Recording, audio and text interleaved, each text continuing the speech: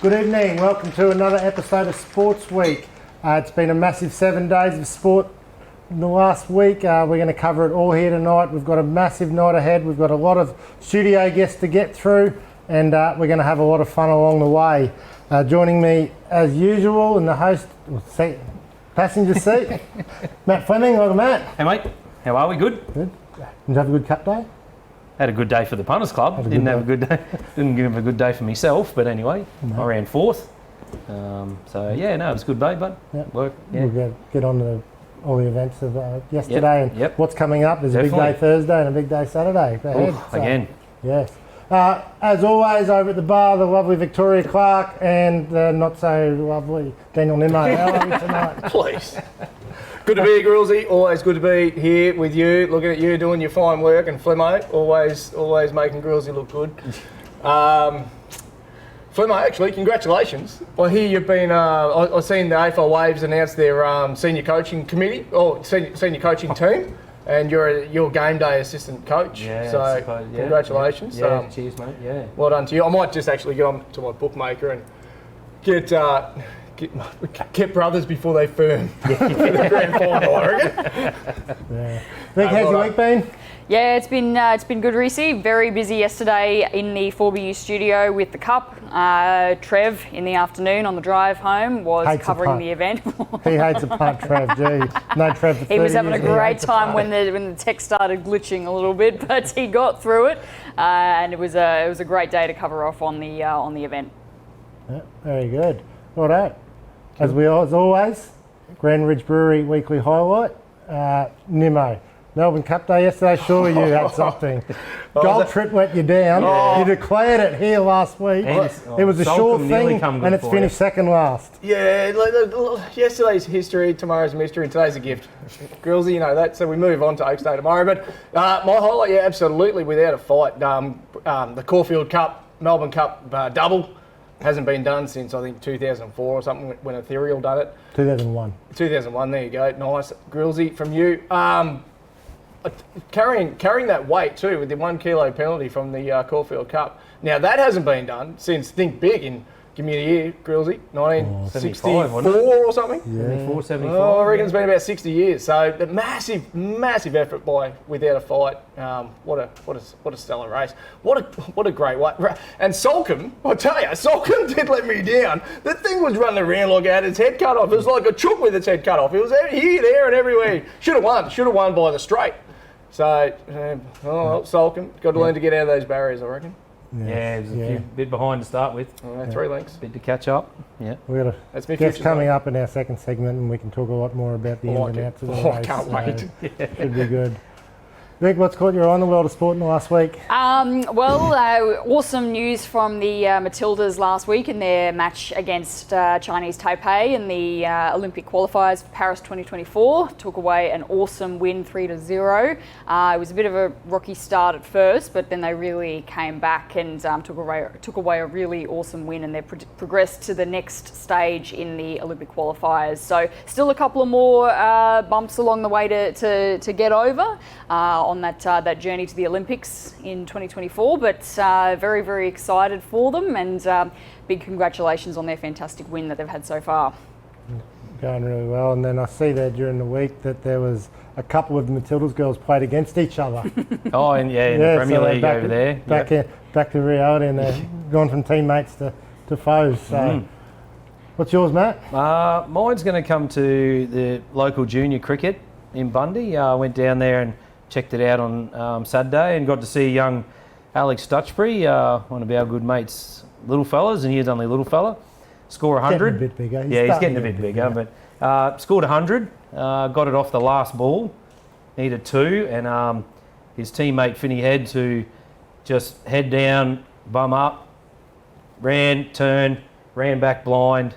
Young North's kid actually probably didn't realise what was on the stage and probably missed the stumps by about a foot. No, more than a foot, probably a metre. So for him to get 100, it was pretty good to watch actually. Young fella's been batting pretty well. He's had a few games of seniors in Division 3, so a little stooch. That was Nick DeLacy got 90 odd again. Games, that's 2 weeks in a row. I think made he's his first grade debut last week. So well done to Nick. Yep. What do you got for us?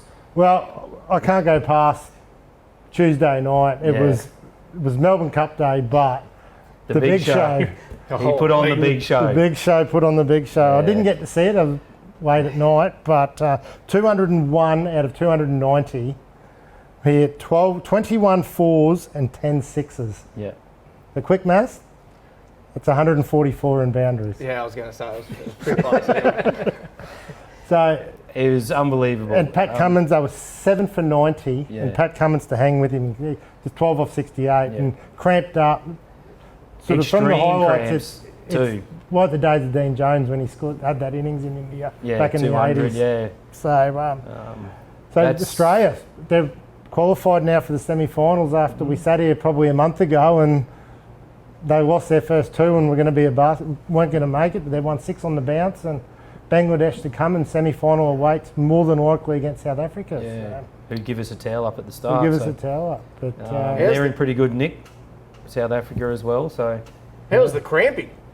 yeah, How was the Oh. cramping flame? I reckon you've been there before. I know what Maxi's talking about after doing a little run in the bush one day, going up Yandina Mountain, and didn't know which muscle was cramping or where, and it is he was in some pain. I Where was the reckon. pickle juice? That's what I want to know. Oh, The curators of the over grounds over there, maybe they've put a ban on it like the AFL did. You're not allowed to, well, the AFL said you're not allowed to spit it out in the ground anymore, you got to swallow it because Yeah. it's burning the grass. you just drink the whole thing straight up. Yeah. You don't worry about spitting it out. 100%. maybe a couple of gold nails would have been good for him while he was out there. Grand Ridge Brewery, Maxwell, Yeah, that's all you need. exactly. You know what I mean? You're from Victoria, sure, get onto Yeah. it, Maxi. So yeah, All right. Yeah, that See was good good, there, wasn't and it? Yeah. got plenty of other sports we'll cover throughout the night. All right, we're going to head to our first commercial break, and after the break we've got the president of Bundaberg Horse Race Club, Richie Hayes, joining us. We'll be right back.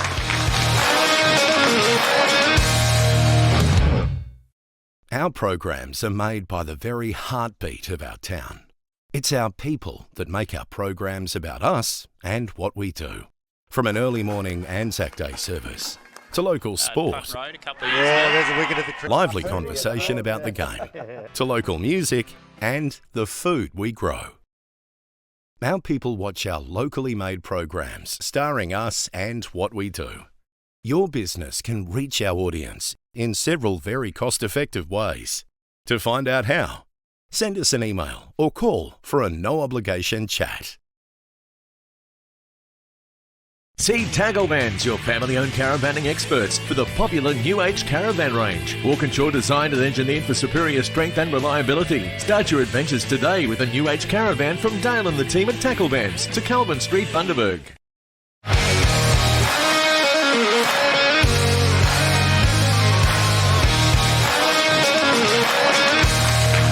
Welcome back to the show. Okay, it's time for our first special guest of the evening. We're going to hand over to Vic with Richie Hayes. Thanks, Rhys. Thanks for joining us in the studio tonight, Richie. So, president of the Bundy Race Club. Yes. Yesterday, being the Melbourne Cup, probably would have been a pretty busy day for you guys. It was exceptionally busy. It's great to be here too. Welcome from Rhys, thank you. And no, it's a good day. It's a great day. It was a great day. Great day for all of our patrons that came along. Yeah, had a good crowd. I'm sure you did. It's close to 1,000. So Excellent. So, is that pretty standard? 1,000? Do you normally get more? Do you normally get less in previous years? it just depends. We've had a lot more previously in different years, but the crowd's taken to doing a few more things differently. So there's a lot more marquee space available, a lot more seats, things like that. So it generally appeals more to people that pre-book. Yeah, right. And is Melbourne Cup Day the busiest day of the year for the club? No, in general, Bundaberg Cup Day is. Right. So it's turned into a bit of a carnival. So Roughly how many events and or other happenings do you have each year? well, we've got 7 local races a year, and that's all set up in the Racing Queensland calendar. And basically, we have ran quite a few more races than 7 a year, but 7 at the moment seems to be a good number. How many members do you have in the club? Oh, that's a good question. Well, we've got different types of members, obviously. Yep. People who've been with the club a long time. Round figures, there's about 400. Okay, great. Yeah. So And I'm one. which is great, Daniel. Thank you. And we appreciate all of our members' support. And if people were looking to become a member, how do they go about doing that? Well, it's a pretty simple process, but basically you need to be nominated by somebody and seconded. Okay. But in general, most people who like horse racing or like to be involved, they come on board. Excellent. You know, we're heading into the silly season now. Is that a busy time of year for you guys? In actual fact, yes. Yes. So the Christmas party races are coming up in December, first weekend basically, and they're already nearly fully booked for spots on the terrace and down in the mini marquees. But it's generally a good crowd too, so upwards towards 1,000. Yep. And you know, you see at Melbourne Cup, for example, fashion is almost as big a part of the day as the race itself. Is that something that you also see at the races that you host? Generally, we do run Fashions of the Field. So yesterday for Melbourne Cup Day, it's we've had a long-term sponsor, the Melbourne Hotel, and the prizes for best dressed and best suited, basically. So there's only 2 categories these days. But there was actually an awful lot of people that had gone to a real lot of effort. So it was great to see. Yeah, excellent. No, it's a fun day for all, and it's great to see people getting involved in in the local clubs as well. What would you say would be a highlight for you or for the club as a whole this year that we've just had? Probably the fact that we've recently refurbished the track, which is a great improvement across the board at the moment. And like everywhere though, we've got a lot of things that are still we'd like to improve. And the main thing for us is to improve what the patrons get. So what are you hoping to, you know, as we move into the new year, what are some of those improvements and upgrades that you're hoping to see in the next 12 months? Well, what we would like to do is improve the clubhouse again. It was in the last 2 years we've air conditioned it. Okay. So that always makes it a lot more pleasant for people on a hot day. Seating is one thing that we're looking into, and upgrading. Yep. And in general, a lot of the things that have been improvements, outdoor marquees. So, well, basically these days we've got a online ticketing system, which has been excellent, so that people can pre-book. You still can purchase on the day at the gate if you choose to do so. But in general, like yesterday, we had nearly 400 people who were pre-booked. So seated areas, marquee. First in, best dressed.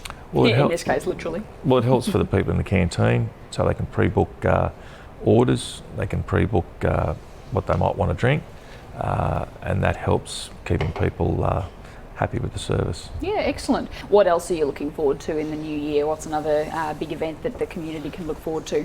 Well, one of the ones that's been pretty successful over the years has always been Catholic Schools Race Day. Okay.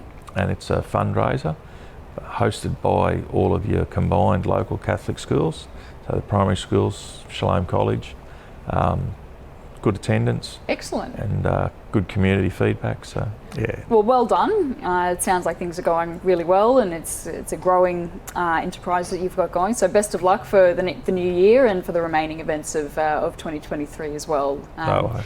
But thanks so much for coming on to Sports Week tonight, and yeah, it was a real pleasure to talk to you, Richie. Good. Thank you. Thank you, Victoria. Back to you, Rhys. Thanks, Richie. Before we let Richie go, we better have a quick chat about the Melbourne Cup race itself yesterday. Were you surprised without a fight getting home, doing the double that probably hasn't been done for 20 plus years? Not really. I liked its run in the Caulfield Cup. It was a great result for me and some of the team because we had it in our Calcutta, and it probably just showed that on the day it was the best horse. And they did talk about Solcombe, the international jockeys, Moreira. He's probably not going to be coming back. He certainly won't be riding that horse. Isn't he? Oh, Can't get out of the barriers. Well, look, that's it's not just his fault. no, it's not always that. But we've had a couple of international jockeys who haven't been favourable towards us when it's come to Cup Day. So Frankie Dettori, a couple of years back. Yeah. Yeah. And the favourites, the international raiders, they keep hyping them up, but they just It's very can't hard. handle it, eh?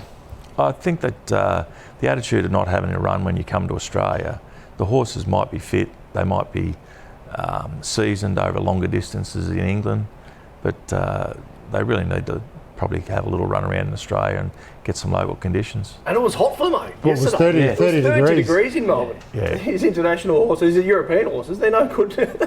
Well, They've never seen 30 in Melbourne, degrees. That's No. a beautiful day up here, isn't it? No, well, yeah, that's just a normal day up Yeah. here. well, even if you take a look at the horse that ran fourth, Ash Run, Flemmo, you would have liked it to. Yeah, I would have Slow. too. That was my tip, yes. Well, actually, I had a couple of dollars on it as well, but we backed it before its run in the Geelong Cup, and that was when it just needed to run in the top two to get a start in the Melbourne Cup. And yesterday, again, finished in not necessarily our money, but for the trainer and the owners, good position in fourth.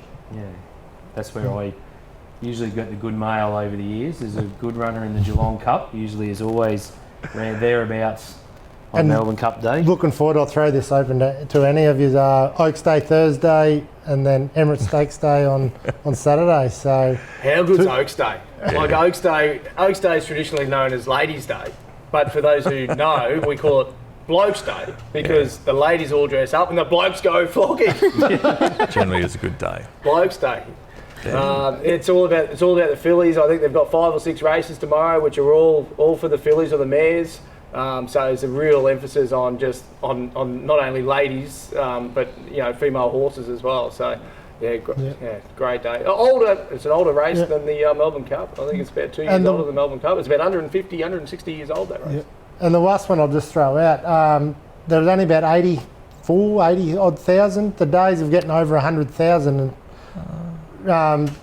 There's been talk that is the Cup die, like is the theatre, like No, do you think it's still, is it losing its appeal?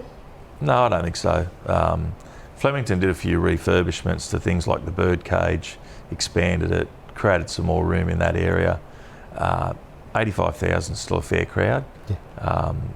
You don't want any more than that. I don't know if you've been to a Melbourne Cup. I've been there when there's 100,000 people. You can't see the race. You've got to climb up grandstands and jump on people's shoulders just so you can see the finishing line. They're probably thinking it's more easier to handle 85,000 than it is 100. Like you said, Nemo, if there's more security, then there's more this, there's more that, could be more incidences which they don't want to have.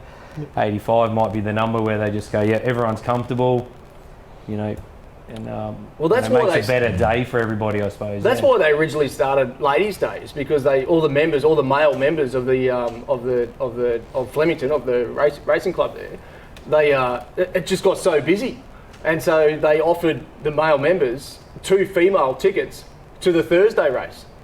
Okay. To bring the ladies in, and that's sort of how it sort of evolved over time. So. You've done your research this week, haven't you, mate? Oh, wow. It's great to see, Best actually. week ever. That's why you're a racing club member, eh? Yeah, that's why. Yeah, very good.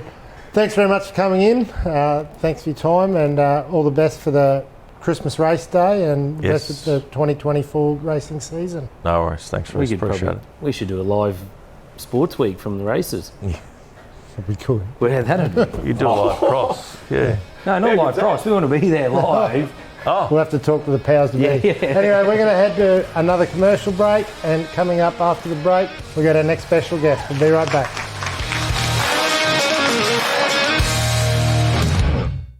Who can you call upon when interest rates are rising, or if your fixed rate is ending?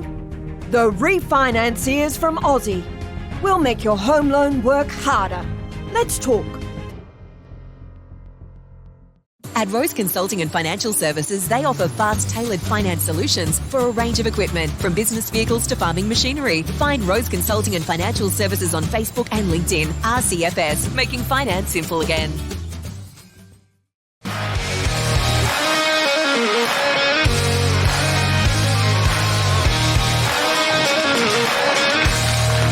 Welcome back to the show. Okay, time to talk something a little bit different again. We've found a lot of different things in the last few weeks. We're going to talk a little bit of lawn bowls, and joining us at the desk is the chairman of Burnett Bowls Club, Des Kemp. Welcome, Des. Thanks, Rhys.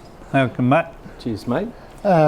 Big event happening in the area coming up, Junior State Championships. Tell us a little bit about it. Yeah, the Junior States are being held in Bundaberg in January from the 7th to the 12th.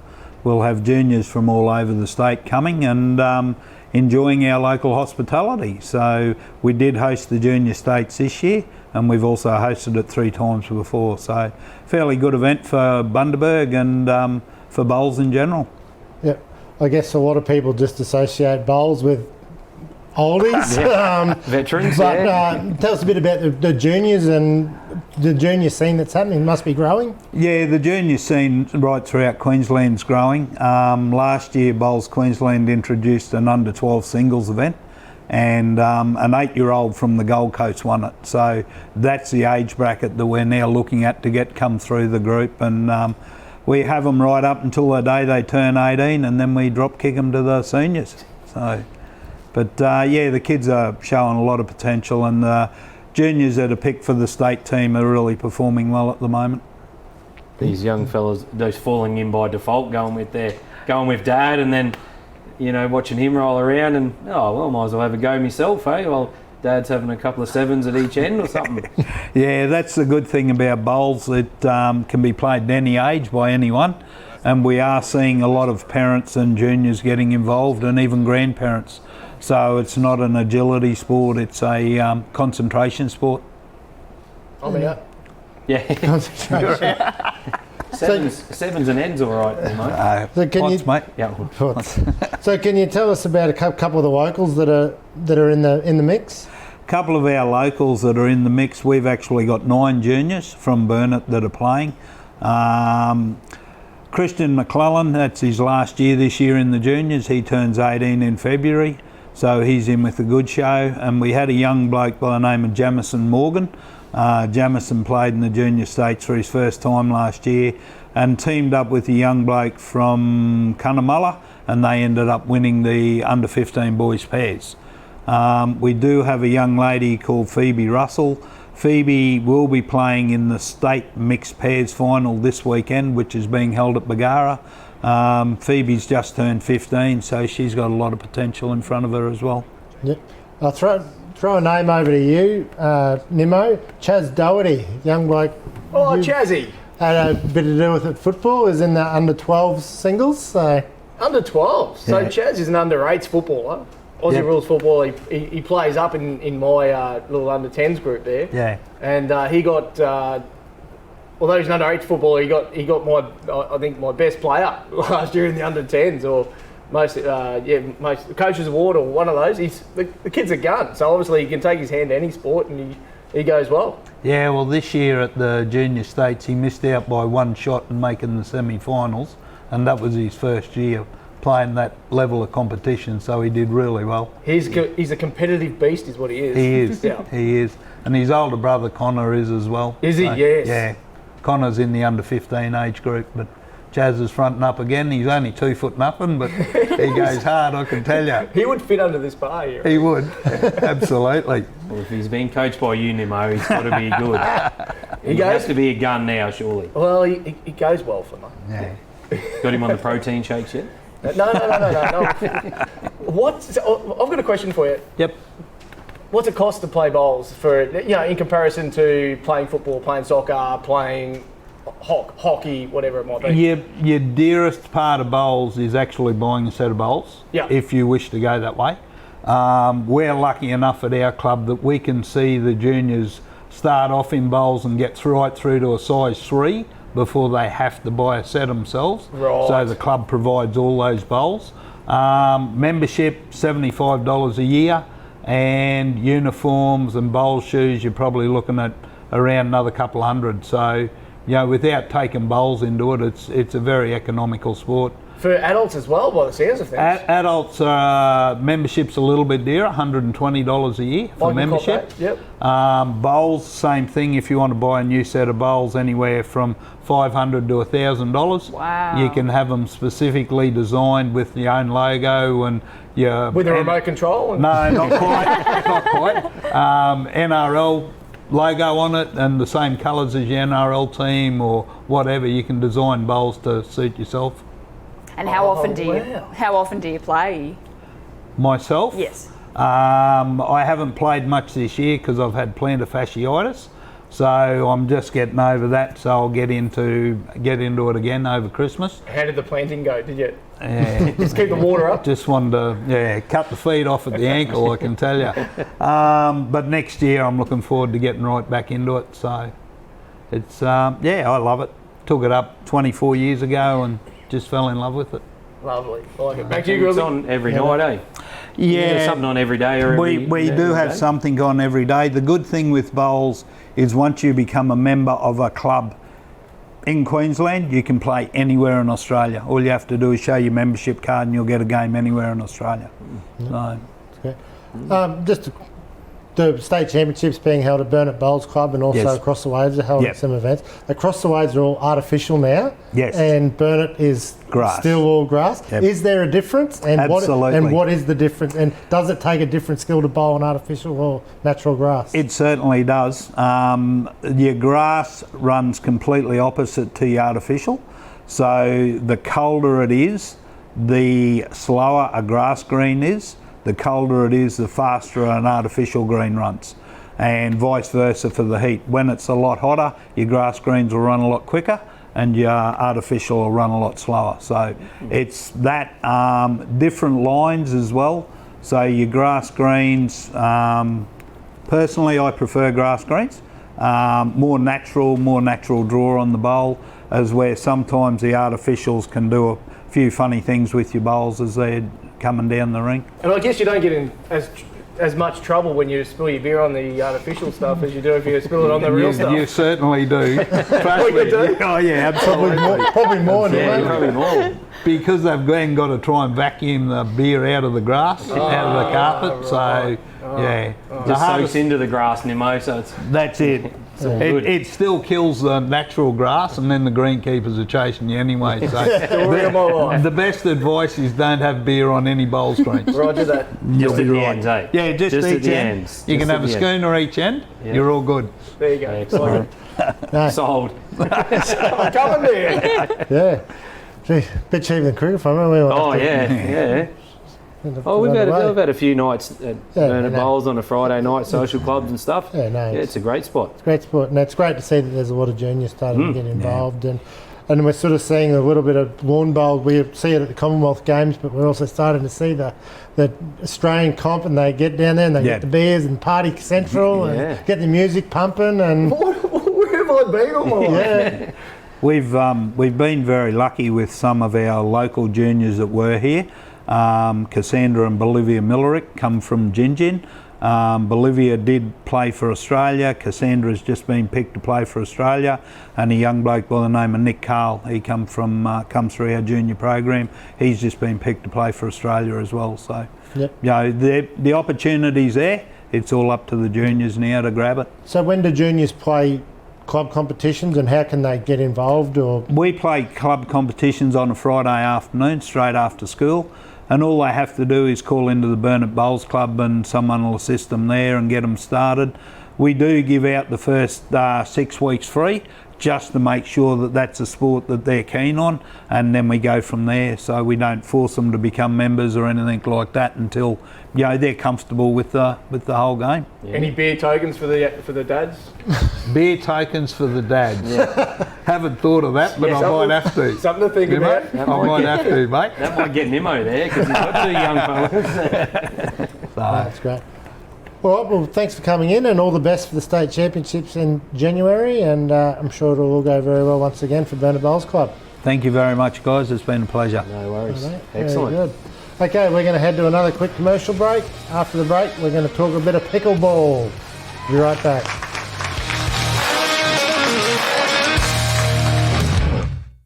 Rum City Foods stocks everything. Paul's milk, frozen products, packaged foods, dairy, bakery, drinks, chemicals, and all the hospitality packaging you need. Find them at rumcityfoods.com.au or at their massive new premises on Commercial Street, Bundaberg.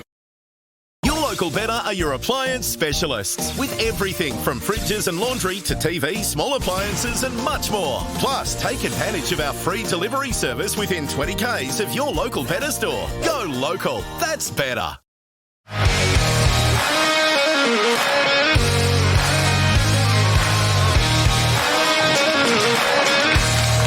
Welcome back to the show. Okay, it's time to talk a little bit of pickleball. We've got some special guests in the studio, but before we get that, we got out on the courts and we got a little bit of a package.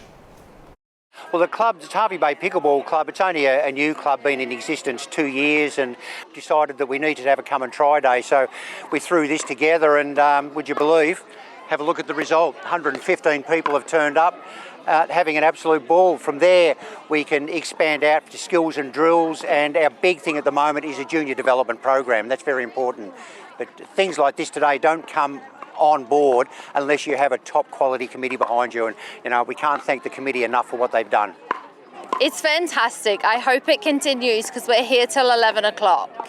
So, and if it's busy enough, we won't even pack up this afternoon. We'll just continue through till 6 p.m. after this afternoon session. So the only people we have that have played before are our volunteers. Everybody else that has come through has never played. Most don't even know what it is. They just seen the flyer and wanted to come and have a go.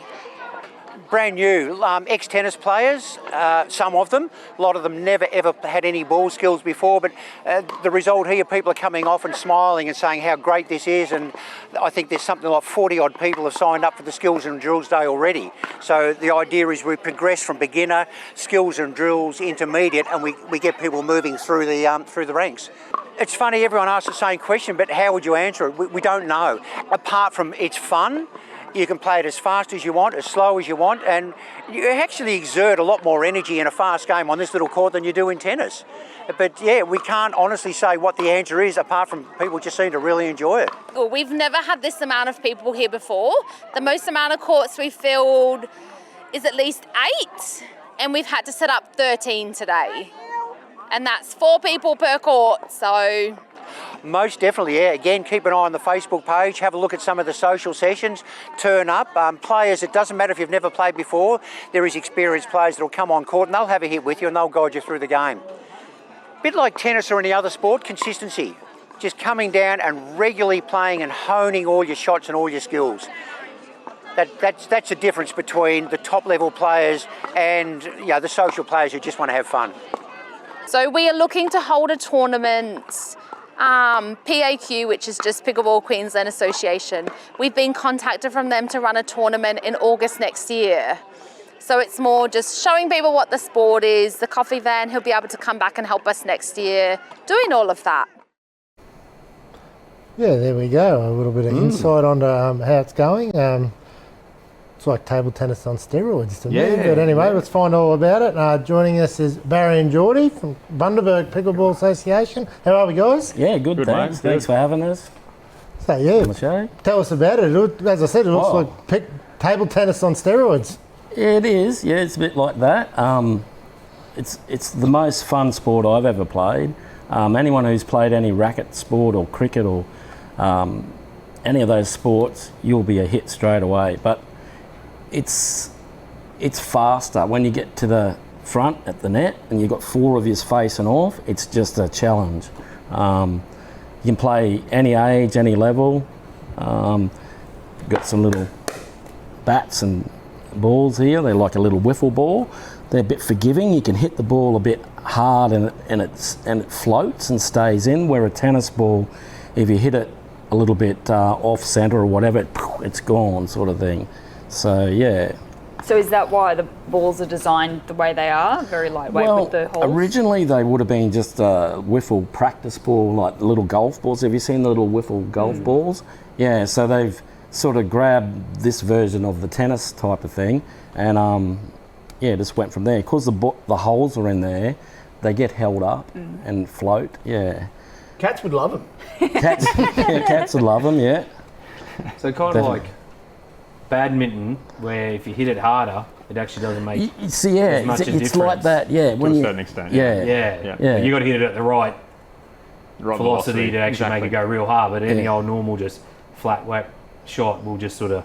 It still just coasts through the air nicely. Yeah. You can still apply a fair bit of top spin and cut and all that sort of thing for the ones who want to trick people and all that. But so in that way, it's sort of the opposite of tennis. You want it, the more gently and gracefully you hit it, the better? There's 2 sides to it. So with the rules, when you serve, it's got to be an underarm serve, and when it goes across to the other side, they've got to let it bounce. And with tennis, when you serve, you normally run in and finish the point. With this, you can't. You've got to serve it and you've got to wait for the return because you can't volley it either. So it's no volley, and then after the third shot, everyone progresses up to the front line and then you can volley. And then it becomes more like a front sort of Game reflex. of craft and quick hands. So it's got both. You still have to have your ground strokes for the first two shots. And that's then where your tennis where your tennis squash, comes in. Other racket sports come in handy. And then, once you get up the net, the table tennis players got those quick hands, quick hand-eye coordination. They really strive at the net more than the tennis players. So. And you guys are wild. Like, just watching that clip, you were there to 1 o'clock at Harvey Bay there. You were there to 1 o'clock. But that's us you're there. prepared to stay around till 6. Well, when it was wild as Harvey Bay, but... That's the Harvey Bay. There's our... can you see the footage there now? Yeah. That's just last night. Oh, yeah. Who do we got there? Steve. Steve with the big backswing, yeah. So, yeah. So you guys are playing Dryden Park? Yeah. Yes. Yeah. Next to Burner Bowls Club. Yep. Yeah. Right. Is that special courts for you too? Yeah, we got purpose-built courts, thanks to a grant. There he is. There's Geordie. We got 300 members in the club, like in a year. Wow. And so we had to build more courts, and we're full again now. We've applied for more grants. Brian McMahon in the background. Yeah, you know Brian, I know Brian, So this is the thing.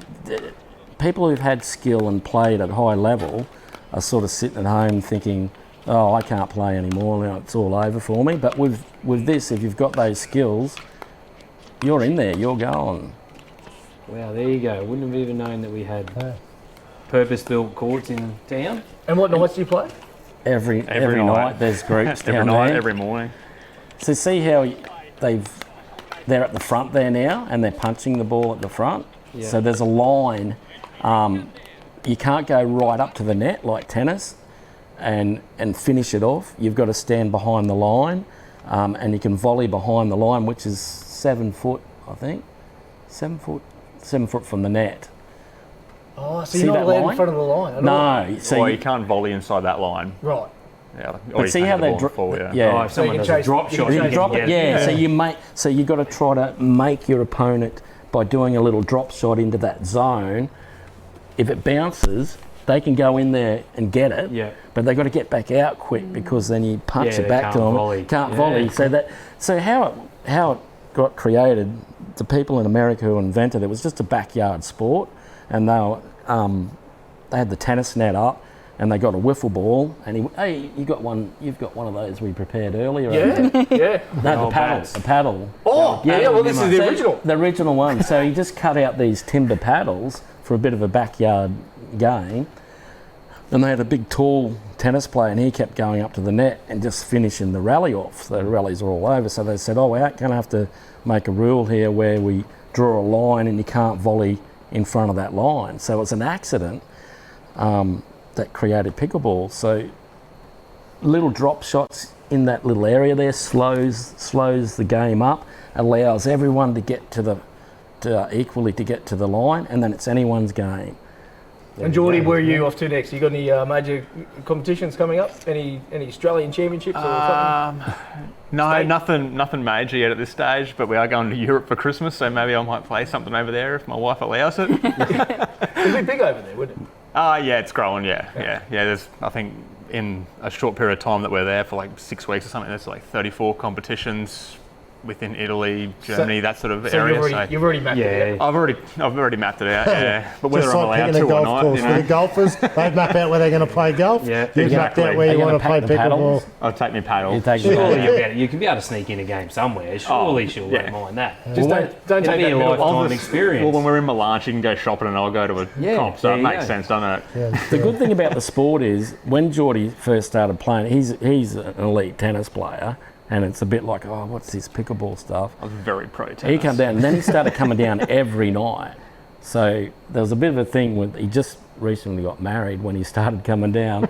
I said, there's two things you can do. You can sort of just do a couple nights a week, or get your missus Christiana into it, which he did. And she She loves it more than him. She's down there all the time. She might be looking for the comps instead of him. You'll be out shopping. Yeah, we're on to you. No, I'll just be hanging on to the handbag probably. But that's the other thing. Like everyone can play it, and we're all on the same court. It's not like, oh, you're in this grade and you play there and we can't play. You can be high level and you can just go and play with someone who just starts out. You know, it's not like a really low skill level sport to begin with.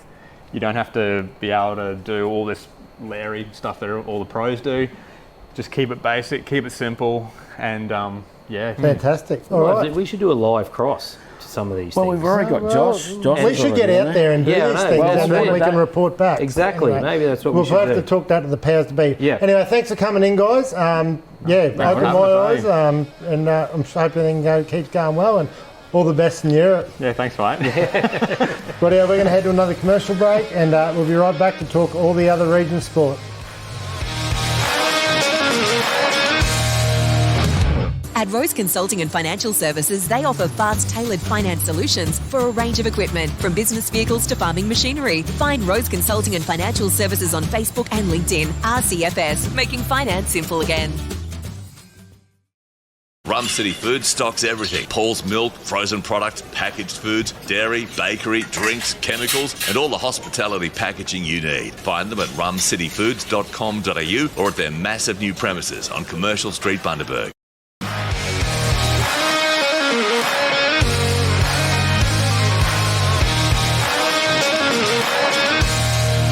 Welcome back to the show. Okay, we're going to talk about a few of the sports from around the region, and we'll start internationally. The rugby league from the weekend. We had the Pacific Championships finals.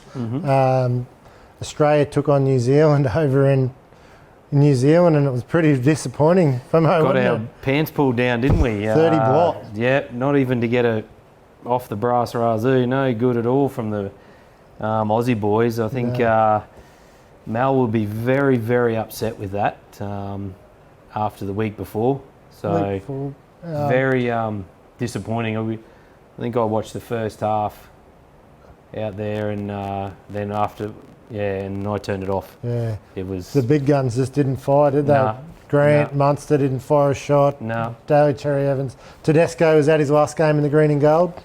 I think it's probably got to be time for a bit of a refresh. Even Cherry Evans, unfortunately, probably he wouldn't have been there if Cleary was fit, but you know, I think unfortunately Teddy's probably at that stage now where it's... And he'd probably admit that himself. I think he'd be decent enough to say, well, my time's done, but he's certainly deserved every opportunity that he's had to captain Australia and done a great job for many years. And Sunday we saw PNG turn the tide on Fiji, and the locals, the Laybutt boys, had a big hand. We saw Zach set up a try there, and they got revenge, and the locals went feral basically up in the hill.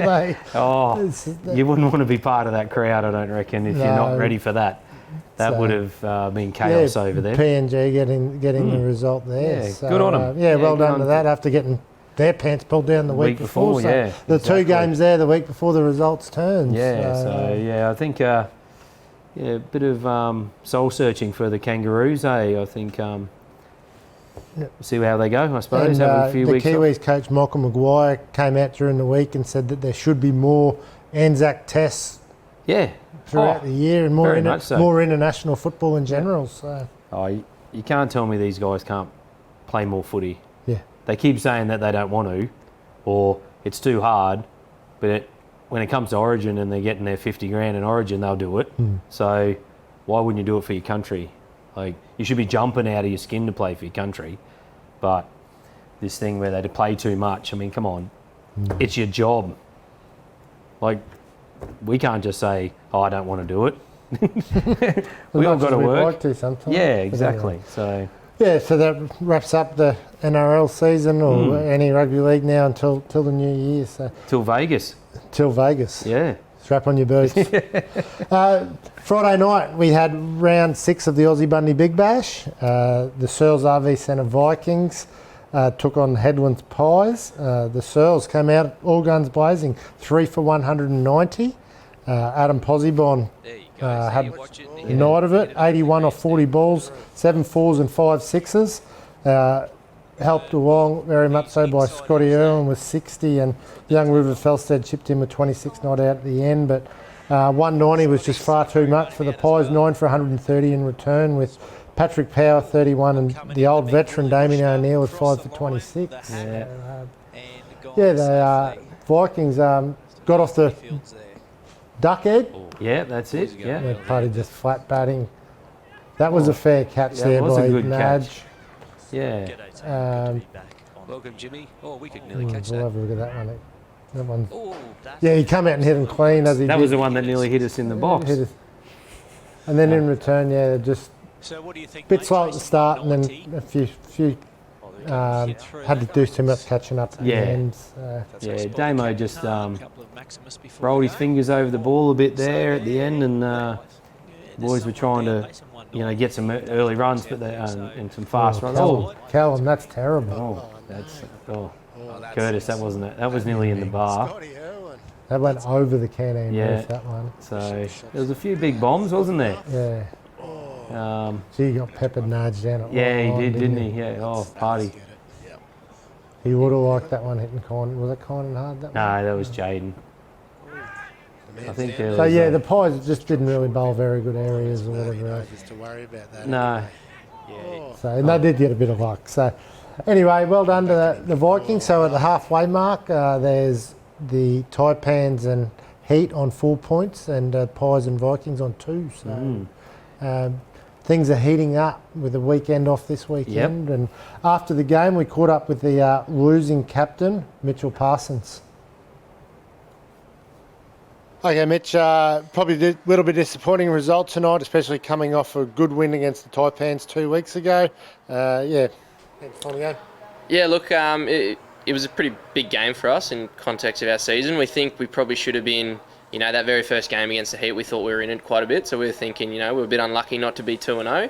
And we were happy tonight to come in and play a pretty hard-fought game and hopefully get another win in our season. Unfortunately, the Vikings started extremely well, going at over 10 and over for the first, 13, 14 overs. It's quite hard to pull back. Credit to the boys. Probably midway through our overs, we kind of pulled them back in that last 5 overs. They only scored 30, 40 runs off it, and where a total they were looking at over 200. So going into the change rooms, we thought the wicket wasn't too bad, and we thought we could probably, put up a good fight. But, wickets in clumps just kind of lost the game for us there. So disappointing end to our night. Yeah, I was going to ask you about the start that they got. Obviously, with Posibon and Irwin at the top of the order, they got off to a fire, and probably was hard to pad back once they get going. But probably a little bit of poor bowling. Yeah, for sure. We seem to just bowl. Each bowler that seemed to come on seemed to bowl it right in the corridor for Posy and Scotty. And credit to Adam, he hits the ball quite clean. And for someone like him, he really took a toll for us tonight, and Scotty seemed to just bat around him and just, took the game away from us as well. So, but in saying that, our bowlers were a bit off tonight. Bowling and fielding's probably our strong point in our team, so we're a little bit disappointed that we couldn't get that right tonight. Yeah. Moving forward, go on back to the T10s after the break next week. Keen to get back into the T10. Well, you missed the first T10, but keen to have a crack at a T10? Yeah, completely different ball game, so it'd be good for me to kind of experience that. But again, it's so different. Hey, like people could score 30, 40 runs and be a match winner in those types of things, and you take 2 wickets here and there, and you're in the game still. So completely different game. Good challenge for us boys, and I think it really evens up the competition when we play these T10 games. That anyone can kind of finish in that top 2 at the end of the season. Yeah. Just the last one. The Pies, you guys and Vikings are now on 2 points, and the other 2 guys are on 4 points. I think any of the 4 teams could probably make the final, but probably need to win the last 3. Yeah, definitely. We just said in the change rooms there that we're keen to win the last 3, and that's going to be our goal for it. So, like we've been talking all season, 3-peat's still on the cards, and it's no different after tonight. So that'll be the end goal. Yeah, Pies captain Mitch Parsons there, a little bit disappointed after the result, and obviously they didn't bowl very well. But in every game, there's always a loser and there's a winner. And on the winners, we caught up with the man we spoke about earlier, the old wily veteran that took 5 wickets, Damien O'Neill. good to get on the board with a win. Vikings, first win for the season to get 190. Pretty happy with that. Yeah, no, it's good. The boys really kicked us off at the start there, so got the runs on the board, and we were able to relax sort of halfway, three-quarters way through that batting stint, and swap it around a bit and let the young fellas have a bit more of a go in there, score some runs. Yeah, up at the top, Adam Posibon with 80 and Scott Irwin with 60. Really got these off to the fire, didn't they? Yeah, Adam Posibon hits a ball, clean ball, so it's just good to see. It's just good to watch him when he goes off, and Scotty's just sits there nibbling it around, and when he needs to go, he goes. So it was good. With 190 on the board, did you think it was enough after watching last week that the Heat got 7 short of chasing 190? Did you think he's had enough? Yeah, I would have been 190 if we'd have got 160, because we got run down, I think, a couple of weeks ago with 160. So that extra sort of 30 runs made a big difference. We were able to come out and sort of, bowl up in the slot a bit more, and then and make it hard for them, dot balls, and then put the pressure on so that they had to go a bit harder. I thought Jack Munro probably came on has been under a bit of pressure, but bowled pretty well and got the crucial wicket of Mitch Parsons, and probably really got his home. Yeah, Jack bowled really well. Bowled up there and just let the ball turn, and he's been out of confidence for a little bit, but tonight he really came in with the goods. Yep. And then yourself came on and got 5 for at the end. Probably been a long time between 5 for drinks, but good to get a few. Yeah, it was. It was actually good. Yeah, I keep telling the boys I'm the unluckiest cricketer in Bundaberg. They keep getting snicks everywhere over the slips or drop catches, but good to get a fifer, which sort of makes it feel that bit better for the wind. We got week off and then T10 games. Keen to get back into them? Yeah, they're short and sharp, aren't they? So I don't know if it's a different game plan with those types of things, but they're really good, really fun to play in. Righto, thanks for your time. No worries. Cheers, guys. Yeah, Damien O'Neill there from the Vikings. I'm pretty happy to get a win. And I don't know if he's the unluckiest cricketer. I don't think the batsman actually really just watch the ball when he bowls. No. And so he just puts it there. Smart bowler, just smart rolls bowler. his finger. Yeah, rolls the fingers over it. So good job to the Vikings. Yeah. So. All right, and then in a couple of weeks, as I said, this Friday night's a week off, and then Heat take on Vikings and the Pies take on the Taipans again, 2 T10 double headers. So, moving on to Saturday cricket, we had Brothers taking on Norths. Brothers 230. Toby Lamont scored 64, pretty good. Sam Pearson and with 43 and Lockie Haycox with 63. So they were in a bit of strife early, the Brothers boys. They were 3 for 20 many. Or something. Yeah, really early on, and Toby and Sambo just held sway there for a bit, and then Sam probably threw it away, as he said, and then Lockie came in and just knocked the ball around, ran hard, him and Toby, and to get him up to that 230. So yep. And in return, Norths could only manage 170. Just about 3 for 100, and just sort of kept losing wickets after wickets, and fell 60 short, and they'll be still anchored at the foot of the ladder. So they just can't seem to get across the line, they got handles back to get them that, give them that rock at the start to be able to, bat through for them so everyone can chip around, but they're just, they're not everyone stepping up to the plate really. So, still a bit of work for them. Yep. And then the other game, Across the Waves scored 276 in their 45 overs. Adam Posibon with 95 and Michael Loader with 87. So good partnership there from those two guys. Probably unlucky Adam after getting 80 on Friday night. Yeah. Getting out of 95, couldn't quite make the ton, and same with Michael. And they put on 200 for the second wicket and sort of drove that result home. And in return, East could only manage 111. So Matthew Posibon, the big brother. The bowler.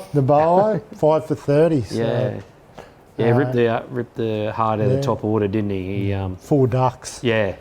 So, bit the same with East, isn't it? They just don't seem to have that hard edge about just wanting to bat. You know, I mean, it shows with Lockie Donovan there, batted nearly the whole innings. We did carried his bat. Yeah, for what, 41 out of 111 at, what is he, 55, 60-year-old nearly. Shows some of these young guys that if you just hang around and you bat, you can score runs. Like, it's not about going out there all guns blazing. So, yeah. You know, hopefully a bit of a rethink for the East boys about what, after coming out the week before and really giving Waves a touch-up, to be on the other end of it this week was, probably a big loss for them. Yeah.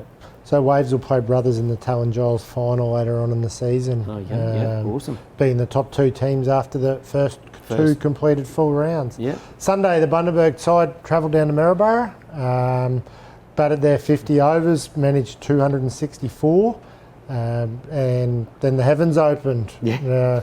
We actually got some rain. Maryborough copped about 12 mil in a hurry, and with the second innings got washed out, and so South Burnett won the other game. So after Christmas, the Bundaberg South Burnett game will more than likely decide who'll host the finals. So we need the boys to win that game. We need the boys to win, so we don't have to go to South Burnett twice. Yes, exactly.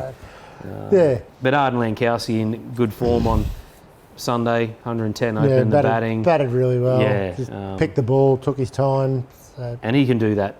Yeah. He's a damn good cricketer. You know, it's just sometimes probably his body language is out there. It hurts him with his teammates, I think. But if he could pick that up, he's a real good cricketer. Yeah.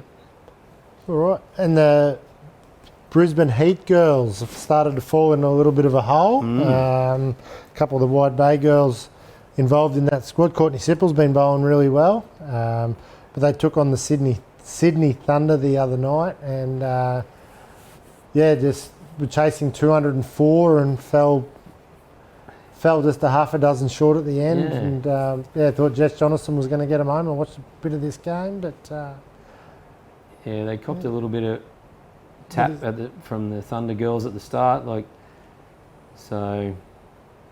but you know, hopefully they're working on that. It's not Grace Harris or nothing. Yeah. You know, well, she failed. Yeah, she failed again, but then a few of the girls got them home. So yeah, maybe it's time for our Dupree. I think Duprez. Yeah, she batted really well here the other night, but the Sri Lankan there, the Pathu, she's been batting well now, batting really well and holds the golden caps. Yeah.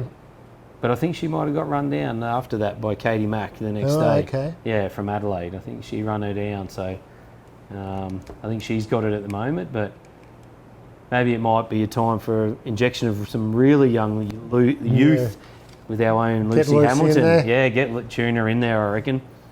You know, if they're not performing, get them out. Yeah. Get the young ones in. So see how we go with it. Anyway, so they've dropped the third now, the Heat. They've dropped the couples. All right. Anyway, we better let this pair at the bar might be asleep, us talking all the time. Nimo, you're back. Wake up, Jeff. He's got his pegs. A bit out of order here, Vic, but have we got some competition? We do indeed, Rhys. So big one is still very much going. $5,000 voucher to spend on any of the luxury holiday homes, all thanks to Heavenly Holidays and Sports Week and Grand Ridge Brewery. So to enter the competition to win a $5,000 voucher to spend at on a pretty snazzy holiday, if I do say so myself, you just got to go to any of our sites and enter your details into the competition tab. It's completely free and you're in the draw to win. And as well as that, Grand Ridge are going to throw in 2 cartons of their award-winning ale and Twisted Sister apple cider as well. So you can win a $5,000 holiday and also 2 cartons of beer on top of it, which isn't that bad if I say so myself. Righto, very good. Okay, we're going to shoot to our last commercial break.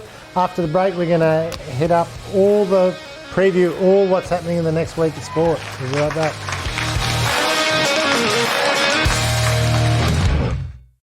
Rum City Foods stocks everything. Paul's milk, frozen products, packaged foods, dairy, bakery, drinks, chemicals, and all the hospitality packaging you need. Find them at rumcityfoods.com.au or at their massive new premises on Commercial Street, Bundaberg.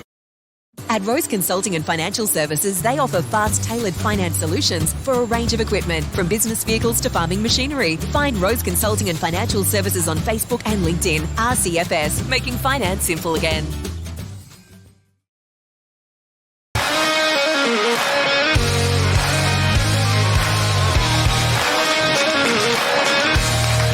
Okay, it's time to preview everything that's happening in the next week in sport. As we touched on earlier, there's no Friday night Aussie Bundy Big Bash this week.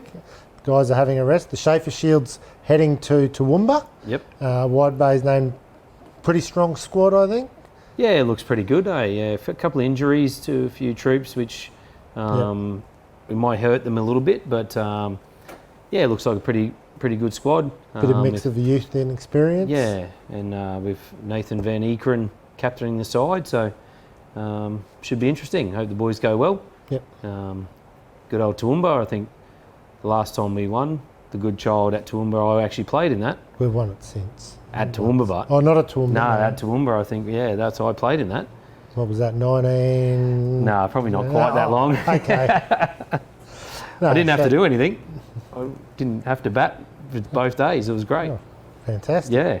So, no, yeah, Schaefer Shield, obviously a highly regarded event in southeast Queensland cricket. Yep. So, good luck to those guys. On the local scene, Across the Waves take on Brothers and East take on Norths. Yep. North missing Hanley and Napa in that Wide Bay side, so they're going to be pretty depleted. Brothers missing Sam and Mitch. Waves missing Luke Owens. Yeah. So could be a few guys. Interesting to see with East whether Arden plays, because now he's not playing Schaefer. So yeah. Yes. The ODI World Cup rolls on. Australia takes on Bangladesh. Yep. Semi-final locked in. Do you think they'll rest anyone? I think Maxi might get a breather. We just had a breather. He might be in the freezer for a week trying to get rid of them cramps. He can fall off a golf cart before every time he bats. And, is that the weirdest sporting injury you've heard, Nimo? I think yeah, well, Flimo had a pretty weird one last year. He copped a little innocuous knee to the thigh. He was in hospital for a month. Game for falling off a golf cart. West Flemo was playing. You know, it was dark too, so they'd been playing all day. I listened to an interview with Travis Head early in the morning, and they were at the golf course running around doing all things, and then it was dark when Maxwell fell off. So they've had a big session. Yeah. A couple of Grand Ridges, you reckon? We've all had those moments, but we've nearly fallen out of the golf cart. It's or been run over by a golf cart. You're not Aussie if you haven't fallen out of a golf cart. Or at least gone. The AFLW finals kick off this weekend. The Lions girls travel. Finish fourth, so they travel down. They travel to take on Adelaide. Oh yes, they do too. They do. They take on Adelaide down in South Australia. So be a big test. Big test. They'll get a second chance if they don't. But home prelim on the line. So yeah. Go the Lions. Go the Lions. Yeah, bring them on. Gold Coast Suns. Yeah, good on them, mate. Well really good. Suns. About time someone from the Suns made the finals. So good on them. Yep. Shout out to legend of AFLW, Erin Phillips, retiring from the game. Followed her a lot as a basketballer. Played, WNBA, and then to come back over here and play Aussie rules for the last few years, and 2 best and fairest, grand finals. Yeah. Legend of the game. So, due course, I think it may come down to her being the name of the medal. Well, I was going to ask you that question. I think it's... I was listening to a conversation the other day, and they were talking, should it be named after her? Yeah. I like what Nicole Livingston said, but let's give it a bit of time. Yep. Let's just not rush into it, which is a good call, because there has been a lot of trailblazers for AFL women. Bundy's own Emma Zilke as well. One was a pioneer of football in Queensland, especially. Yep. So. Shout out to Erin. She was a gun baller too, really good basketballer, and then to come back and then turn it Represent in. Australia, I think. Yeah, Did a they- couple of Olympics and World Cups and WNBA. I'm not sure if she won a championship Yeah, over she there. did. Two I heard. the Two other day. championships over there. So, she's a great all-round sportsman, Yeah. sports person. Sports person. Saturday, Stakes Day. Got any mail? The Matrix Stakes Day. Papillion Club, I reckon, is probably going to take that one out. Probably third on the line of betting at the moment, but it'll shorten. So get around that Papillion Club. Well, I'm not sure. Number 6, number 8, maybe. Solcombe would still be running from Tuesday and nearly win.